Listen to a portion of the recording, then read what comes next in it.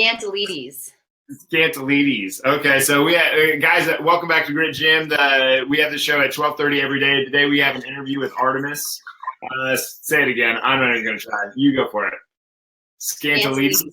Scantalides. I've always I've never actually tried to pronounce it before, but until just now. But Artemis is really accomplished in the strength and conditioning world. She trains Cirque du Soleil, which are some of the top athletes in the world in a lot of ways. Really big into the kettlebell world.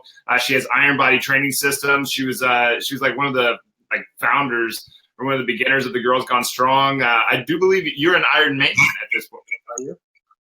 I am an Iron Maiden, yep. And I'm not one of the founders of Girls Gone Strong. Oh, so, no, I got to take that back. I was interviewed, they do their spotlights. So I was in a Girls Gone Strong spotlight a few years ago. Okay, cool. That's where I'm getting that from. But I'm a huge fan of Girls Gone Strong. I think they're, of course, amazing. I mean, Molly is just setting trends in fitness and women's strength. It's so good. So, but I'm not. So. I would love to say that I am, but I'm not. Yeah, but I do like you're an educator, you're a presenter, you live the life, you're super strong. You're a testament to the whole you can lift and be really strong and not be this whole oh my god, I can't lift or I'll get so big and bulky that I'll look like a dude and I hate it's really cool watching your social media stuff and how everything has progressed. But can you kind of introduce yourself to the Grit Gym tribe a little bit and tell them a little bit how? So I started in this industry 15 years ago as a part-time group fitness instructor, and then I made the transition to full-time to work as a personal trainer and group fitness instructor in 2008, so 10 years ago. And I started out working in a commercial gym. I worked as a personal trainer and group fitness instructor for one commercial gym, and then at the same time I was working for a group fitness instructor for another commercial gym. And then I started to take some private personal training clients on the side. So I did that for 3 years. And at the time I was living in Northern Virginia, which is where I went to undergrad. And then I moved back to my hometown of Boston in 2009. And that's when I met my fiance, Eric. And then in 2011, we opened up our own training gym specializing in kettlebell training.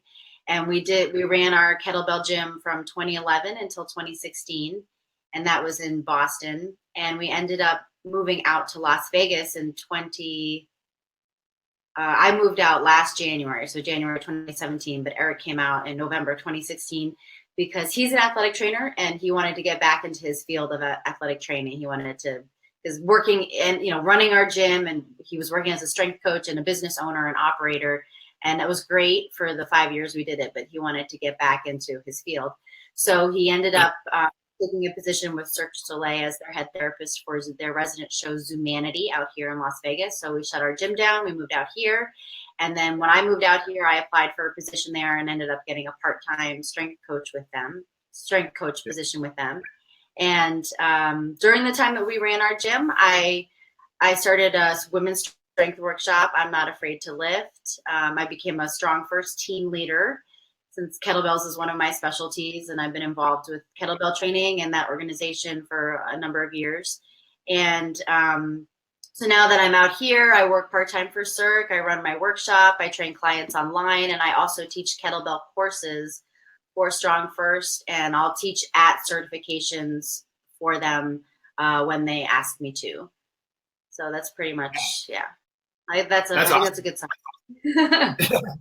What can you tell them a little bit about the I'm Not Afraid to Lift, the women's workshop a little bit that you have going on? It's February 27th, right? It's on March 11th here in Las Vegas, and the early bird ends February 27th. So it ends a week from Sunday. But I'm having it here at a gym called Barbell Republic in Las Vegas on March 11th. And I changed. So when I developed that workshop, it was in 2014, which was the same year that I completed the Iron Maiden Challenge, which is a strength challenge in the hardstyle kettlebell community. So for women, they use a 24 kilogram bell, 53 pounds, and you do a strict tactical grip pull up, which means it's prone grip, thumbs on top, and you have to do it from a dead hang. And then you use that same weight for a strict military press and a pistol squat. And men, they have an equivalent for men called the Beast Tamer Challenge, and they use a 48 kilogram bell, which is 106 pounds. So it was the year I had trained for 3 years for that challenge. Cool. Because that bell, relative to my size and my body weight, is a pretty hefty. So it took a while. But I completed that in 2014, and I came up with my workshop based upon my training for that challenge. Because as I was focused on just training for strength for 3 years and just getting crazy strong and just completing this challenge, I really hit home how much there are so many women out there who are afraid to lift. They're afraid of how it's going to change their bodies. They're afraid of it's just that they're afraid they just don't, because they don't know what they're doing.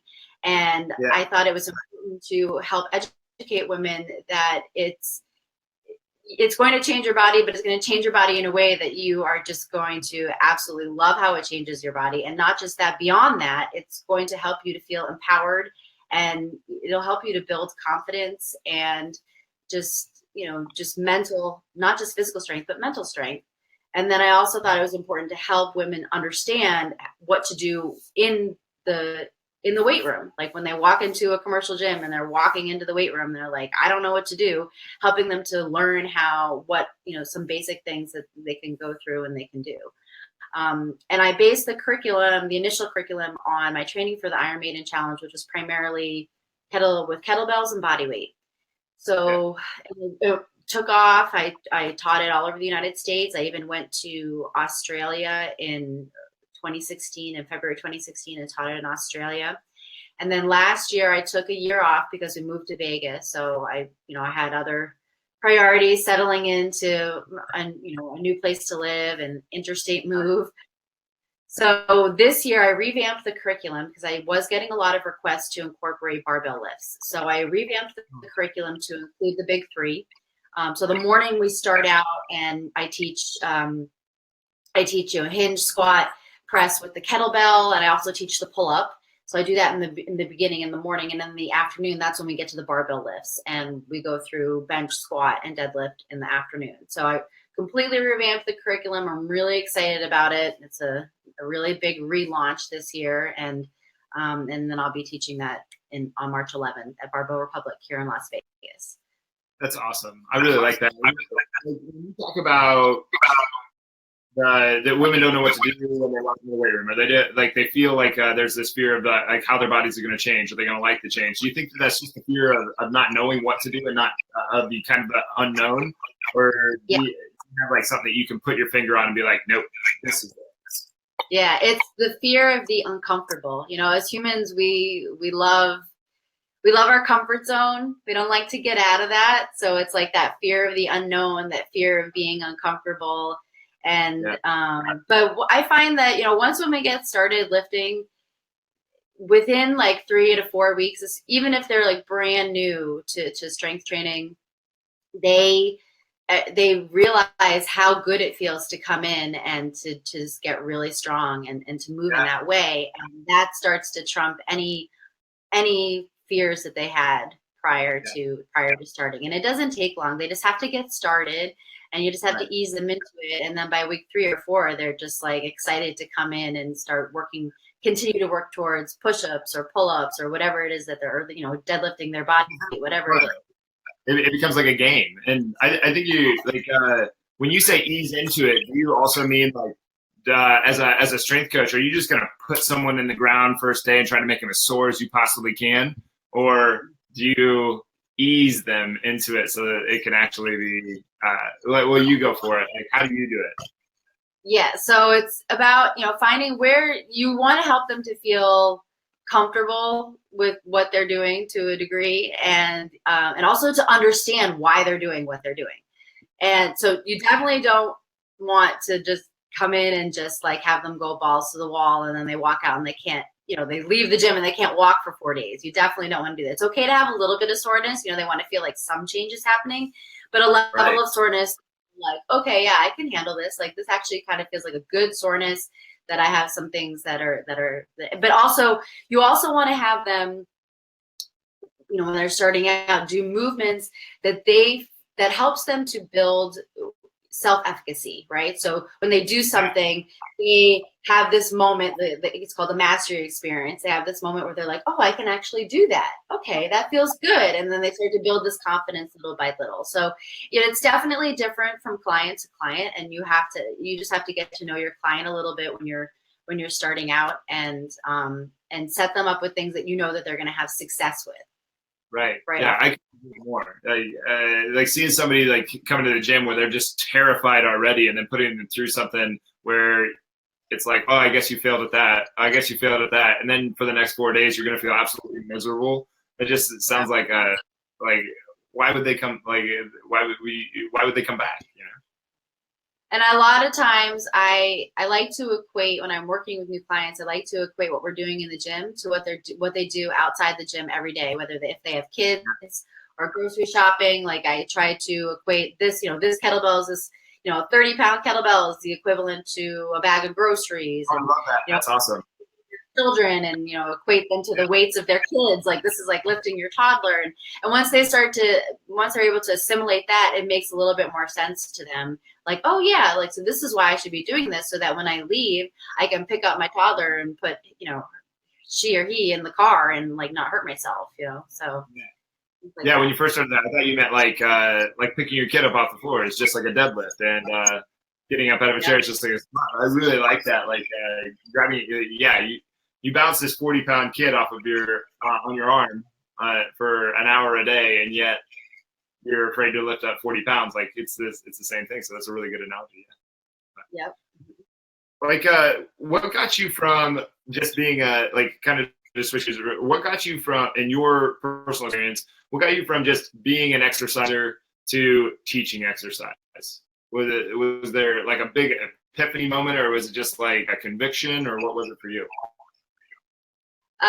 The first time I realized that I wanted to teach was when I took my first spin class in 1998. So I went in and I took a spin class in 1998, and when I was taking it, I thought I loved the impact that the instructor had on me, on the entire class. And I thought, I really want to do this. I want to be on the instructor bike. I want to be a teacher. That's what I want to do. And so then everything just grew from there. I just knew at that moment that that's what I wanted to do. Yeah. And then when you, I knew how I felt as someone in that class, and I wanted to help other people. And I knew other people next to me in that class felt the same way. They felt transformed, and I wanted to help other people to feel transformed in that way by moving their bodies. Exercise is moving meditation. It's a way that I think that as humans, we mentally and physically cleanse our minds and our bodies. We feel refreshed. We feel like if we get through that hour, whatever it is, we can handle things in real life better. And it is a natural antidepressant for people who are suffering from, depression, anxiety, whatever it is. So I wanted to be in that role of teacher and mentor. I knew, like, right then and there, and it was just a matter of like figuring out how I could get there. Right. Well, I figured out how to get there. What was your process? Since I enjoyed spinning at that time, and that was 1998. So like, that's when like MC Hammer pants were still in style. That was a long time ago. So the crazy thing. It seems like, oh, that's like 10 years ago. No, that's 20 years ago. Oh my God. I was 22. So, I was like, the first thing I want to do is because I was working in an office at the time. I was actually working for the federal government as a contract specialist. I know. I was working for the United States Mint as a contract specialist.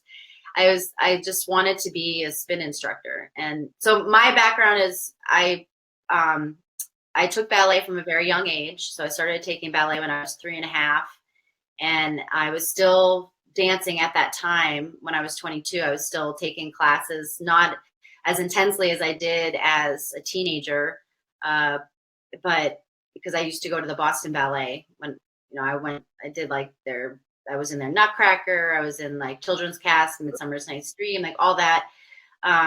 So I danced until I was 27. And then when I was 27, I started studying Kung Fu. I stopped taking ballet and I started studying Kung Fu. So, and then I ended up getting my black belt in Kung Fu in 2008. So movement and being physical and being athletic was a huge part of my life. So even though I was working in an office, it wasn't really who I was deep down as a person, or who I was, from the time that anybody working in an office, like anybody that's working in an office, do you think it's like they have kind of like an inner sort of like, I just want to get up and move around, or do you think some people just are like, that's good? No, I think they like to sit on their asses, because I was the freak who would like come in and everyone was like, what are you having for lunch today? They all wanted to know, like, because I always had like these healthy meals. I'm like, why is this like such a mystery to people that they're like, I'm just eating a salad with some protein. Why is this a mystery? Like they couldn't believe that I would like pack my lunch and I would bring it and it was like healthy. And then I would want to leave and I would go to the gym. They were like, wow, you're really healthy. I'm like, this is normal to me. For some reason, it wasn't normal to them. And at the tail end, so I went from working for the United States Mint, and then I ended up working as and then I transitioned into working as an IT consultant, and I used to do software implementations for contract management systems. So I took my skill set that I learned as a contracts administrator, and then I ended up going in and becoming a functional analyst and mapping out their business processes, so that to help them roll out softwares to help them, contract management softwares, and even sales softwares. I worked with Salesforce. I don't know if you've heard of that. But so when I was working as an IT consultant, I remember those last year or so that I was working as an IT consultant. I was at a team, and I was working at I was in DC, and I was working. The client was the Carlyle Group, and I remember being with my team from the consulting firm that I worked for, and I would like, at the time I was studying Kung Fu. So it was like, as soon as it was time to go, I was like, peace out. I'm going to Kung Fu. I'm like, don't you guys like want to get off your asses and go do something? And everyone was just like, I'm like, no one wanted to move, and they've been sitting in the same position all freaking day long. I'm like, and I just remember feeling like I was just like itching to get out of my seat. Like I'd have to get up and go for walks. Like at lunch, I'd have to like get out and go. I couldn't sit there. But people like to sit on their asses. They like it. I really don't get it. But that was when more and more it just hit home that like that working in this environment is just not for me. This is where I am not thriving here. I'm good at what I do. The money is fantastic, but you know what? I am not thriving here. So I don't know. I completely got away from my initial point of that whole thing, but that's good. So it was just like.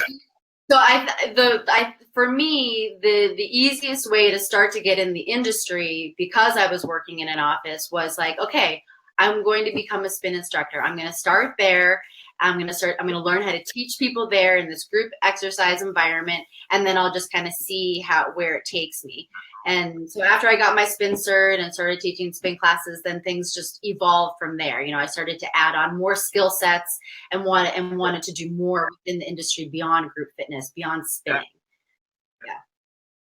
That's awesome. And it's one of the things that like a lot of personal trainers don't do. They get to the first one and then they kind of just stick within that, and they might be deep there, but they don't broaden out.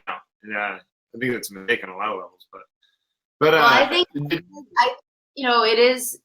I recently was talking to Mike Robertson on his physical preparation podcast, and we were talking about this, how being a group fitness instructor is a different skill set than being a personal trainer.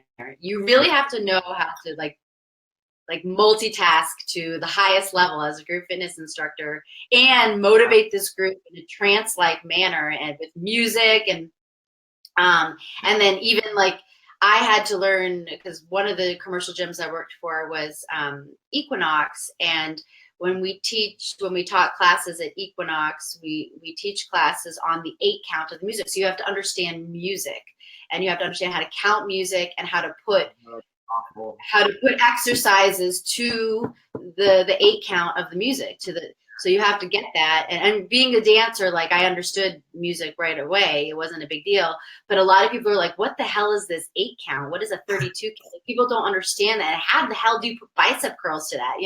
So it is a different skill set to be a group fitness instructor. So not all personal trainers have that skill set to be a group fitness instructor, and vice versa. Not all group fitness instructors know how to do strength programming and are able to like just hone in on like one client or like semi-private or group of 4. They're not able to do that. So there are people who are able to cross over like that, but there aren't a lot of people in the industry who are able to do that.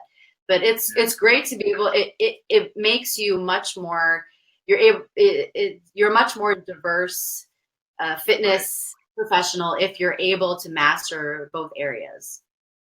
I really like getting good at one makes you better at the other. Getting good at the other makes you better first, in my opinion. But I don't know if that's true for everybody, but that's my case. But when you did that, so when you switched over from, you got this high paying job, like someone had along the way had to say you're crazy. Oh yeah. You uproot your entire life. But I mean, that's what we're asking people to do all the time as fitness instructors or health coaches, whatever you want to call personal trainers. We're asking people, you got to uproot everything about your lifestyle and do this. So I think that's a really good example of, for you, like how was that when people are like, dude, what are you thinking? I had so many people tell me that I was out of my mind. They were like, why do you want to leave your stable office job where you have benefits and you have a good salary? Yeah. And then I would call my mom and I would be like, am I crazy? She's like, if you don't do this now, you're never going to do it. And she's like, what's the worst thing that's going to happen? You'll fail, and then you can go back to working in an office. It's always going to be there. And so, yeah, you have to. And I think, as humans, we, like I said, I already said this earlier, but we like to be in that comfort zone. So then when we get this other people telling us that, I would have people tell me, wow, you're really brave. I would never have the courage to do that. Or I don't really think that's a good idea. Or the consulting firm I worked for, I remember when I left, I don't even know, but I was saying goodbye to the CEO on my last day there. And he said to me, yeah, my wife started to work in the fitness industry. She worked as a personal trainer. And, it doesn't pay well. And, it ended up not being like a great gig for her. Like basically it's really not a successful profession to get into. And I remember leaving his office thinking like, thanks a lot for the vote of confidence. And then, I'll be honest, like that, I remember that conversation with him really. And I don't think it's because he wasn't supportive of me. It wasn't that. It was just his perspective on the fitness industry, as a personal trainer and being a fitness professional. It just, it wasn't, he didn't agree with it. And, but that conversation stuck with me. And sometimes I want to be like, how do you like me now, buddy? Like, just, so, because it's what you make of it. If you love what you do, you can be really successful and you can do well. So it was, obviously it wasn't for him or it wasn't for his wife, and that was his opinion of it. So, he has. But you have to, if it's something that you really want, you have to filter that out, and you just have to be like, this is what I'm doing. This is what I want for me, because I know that I'm completely miserable working in an office, and this is what I'm very passionate about, and I don't care what other people's opinions are. I'm going to do this. And like my mom said, you can always go back to it. It's always going to be there. You can always make it just the way you make that change to work in the fitness industry. You can make that change to get out of it. Yeah, and you can use that as an analogy to like anybody that's trying to uproot their lifestyle and they start bringing healthy stuff to work, and people do what they do with you, where it's like, what are you doing being such a psycho health nut? And it's and you can say the same thing. What's the worst that could happen if you try to live a new lifestyle? You can always go back to the old one. Or what are you doing? Like killing yourself every day eating McDonald's. Yeah, I really like that. Yeah, exactly. if I'm it's that meme that was going around the internet last year that was like, if I'm a health nut based on mine, and then are you basing, like, what are you calling your health choices or whatever? Are you a death nut based on yours or something like that? I don't remember how it went, but I thought it was pretty good. But well, you've gotten very strong. What are some of your best numbers, so that Grit Gym crowd can, because there's a lot of women that are pulling 1.5 times their body weight off the floor. Like, what are some of the numbers that you pulled off to give women an idea of how strong you can get without being like looking like a bodybuilder or whatever you want to call it? And I don't think anything's wrong with it if you want to look like a bodybuilder either. That came out funny, but anyway, can you give them some numbers to So to give everyone a little perspective on like what my size is, I'm not even 5'1", but I'm going to say I'm 5'1". I'm 60.5 inches tall. And on average, I weigh about 115 pounds. And so with with Iron Maiden Challenge, the kettlebell, it weighed 24 kilos, weighs 53 pounds. Since then, since training for that, as far as pull-ups, I've been able to do my heaviest weighted pull-up is with a 32 kilogram bell, 70 pounds. And I've pressed 26 kilograms, which is 57 pounds. And then when I got into powerlifting, my first powerlifting meet, I deadlifted 300 pounds. And that was after just working with kettlebells for a number of years. And then I started training with a powerlifting coach, Tony Bonvecchio.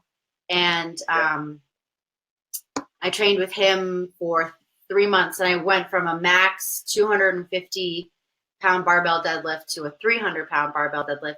And then last March, I hit 315 pounds. So my 1 rep max for deadlift is 315. So that's all. I mean, my goal is to get 3 times my body weight, which would be 345. So once you get over 300, that's a lot of weight. So like even 5 pounds, it makes a really big difference. But at the same time, if you look at it, like I'm not that far away from that goal. And then my max bench right now is 135, which I'm not like really happy about because I've been kind of stuck at that for a while, but that's okay. I'll take it. And my max back squat is 215 pounds. So those are nice. Yeah. So those are my max lifts right now. And you're a little what do you think, like a woman in her first year of training, what do you think some like easy, like she's making progress and she's going, what are some like a good goal weight for her to try to push forward to? I think like a military press, about like a third of her body weight. So working towards that's a good goal. Goal of 1 of deadlifting your body weight. That's a good goal. Just working towards that, because I think that can be very tangible and it can be achieved fairly quickly. Yeah.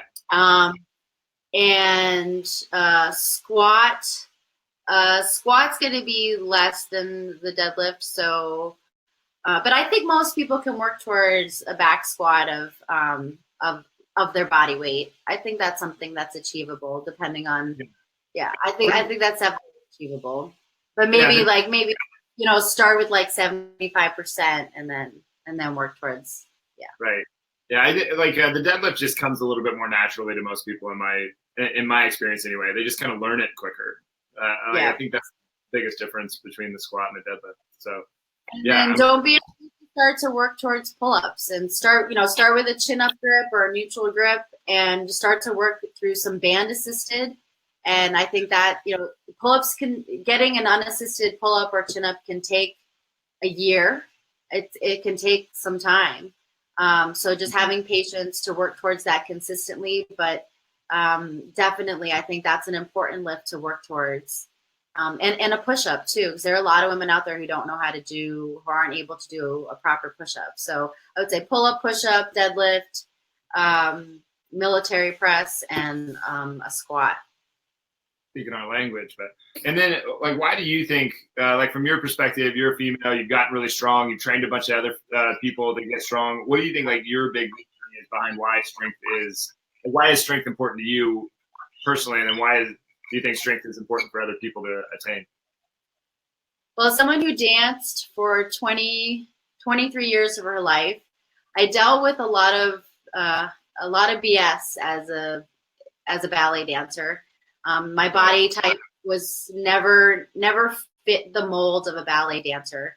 And at a very young age, when I was 10, 11, I was told I was fat. I was told that, and if you look at me pictures at that age, I mean, no one should be telling any 10-year-old that they're fat.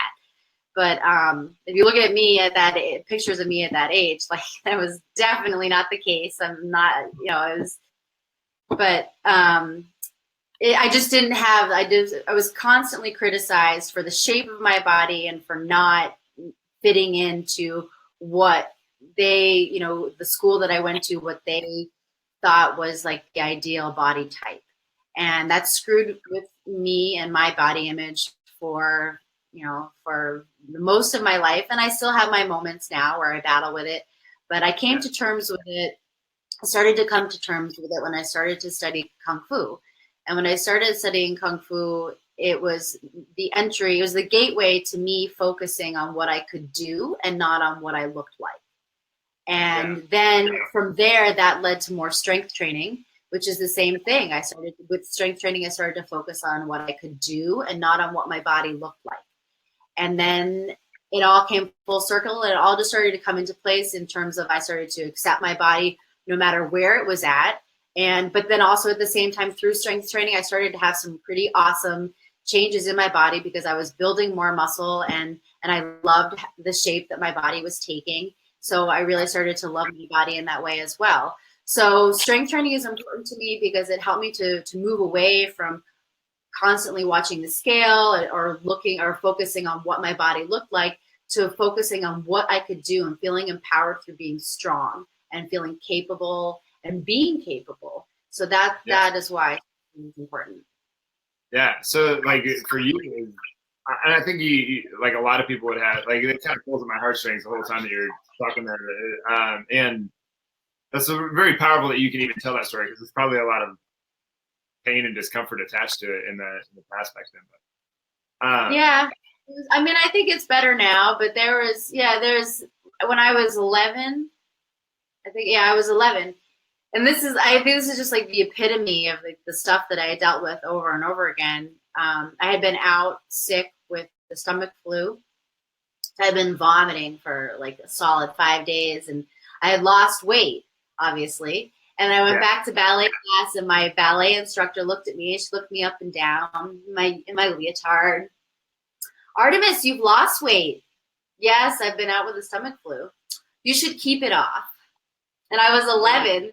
And I told my mom after class. My mom was like, whoa! She's like, you're not going back to that school. And then I had been in the Nutcracker for a few years prior, and my goal was to be Clara in the Nutcracker. And so I was like, but no, I want to be Clara. And if I leave, I'll never be Clara. Like, I didn't care that someone was telling me that I needed to keep like this stomach flu weight off, I just wanted to be Clara in the Nutcracker. And my mom was like, all right, one more year and then we're taking you out, But that's what was one instance in many. I mean, and then it was just terrible to see some of my especially as a lot of my girlfriends at dance, as they approached that age of like 11, 12, 13, and their bodies started to change, what they would try to do to try to keep that little girl body, and just see them just emaciated because they weren't eating. And so I saw a lot of really sick and twisted stuff. And but it's important to talk about. Like, you have to get over like how it impacted you personally, and I have to talk about it because it does help people to hear it. And that's why it's more important to focus on what you can do and being capable and strong and feeling empowered in that way than what your body, because we all have different bodies, and we should look for what they are. So and there is something too, like you're not going to change your skeleton. No. those little girls that are trying to do crazy things, how many women go to bed with a corset on each night so that they can have a tiny little waist? And it's like, I don't know if that's a good thing. Yeah, I know. But yeah. So strength training for you is very emotional, very much a mindset thing, just as much as it was a journey just to be able to live your life. Is what it sounds like. Yeah, definitely. Yeah.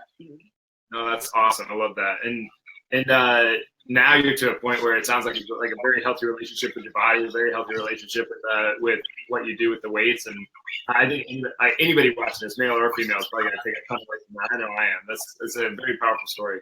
I think a good, it's like if I've ever been out of my routine of lifting or exercise, whether it's I've been sick or moving, what I like, I don't worry about like, I'm going to get fat or how is my body going to change? It's more like, oh my God, I'm going to lose my strength. Like that's what I start to freak out about. Like I start to freak out about like losing strength and not being strong, which I think is a really good thing to freak out about. Like I'm okay with that. That's funny because when I get out of it, my biggest fear is the coming back. It's like, I got to get back in there, or if I wait a few more days, I'm going to be so sore. Like, I just hate being that. Like, I don't mind being a little sore. A little sore is all good and everything, but I get so damn sore that I can like barely move sometimes. So I don't want that anymore. Yeah. Yep. So that's it for me. Yeah. It's funny that you say that. Well, we're getting to the end of the show. Is there any, like, what big thing do you want to leave the Grit Gym crowd with, or any last thoughts that you'd like to add before we hop off? Don't be afraid to get really, really freaking strong, because it's just like, it's definitely the most empowering thing. Don't be afraid to put more weight in the bar. Don't be afraid to go in the training room and do big things in the weight room, because that's how we progress. And that's how we, I think a lot of times people look at, oh God, well, I've never done that before. I've never done that weight before. Well, how do you know unless you try? So, don't be afraid to do that. And because it is so rewarding on so many levels, physically, emotionally. Yeah. Yeah, no, I completely agree. And seeing people, there's something about seeing somebody that does something that they're scared of, where it's just like, oh my God, that was so cool. Like being in my position to be able to see women just completely just rip apart the status quo on a daily basis is pretty badass. Mm-hmm. And that's what the look on their face after they've done it is like, oh my God, I just did that, and I didn't think I was going to be able to do that, but I did it. It's incredible. Yeah, it is. It's totally incredible. But anyway, well, thank you for being here. This was fantastic. You're awesome. I love everything that you stand for. You're just a fantastic person, and like it's just so far beyond a pretty face. It's just, you're absolutely just an amazing person. I really enjoy everything. Thank you so much. Well, thanks for having me. This was great. Thank you. Yeah. Well, you have a good day, and hopefully we can have you back soon. Yeah, definitely. All right. Well, thanks, Artemis. All right. I really appreciate it. Have a good day.